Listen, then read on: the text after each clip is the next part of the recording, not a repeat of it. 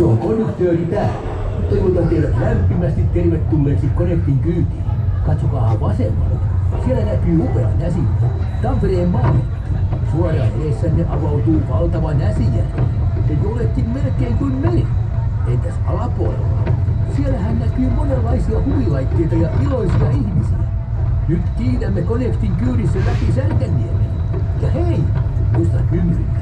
Matkaa ilmeisesti ikuistetaan. Pitäkäähän kiinni. Nyt mennään.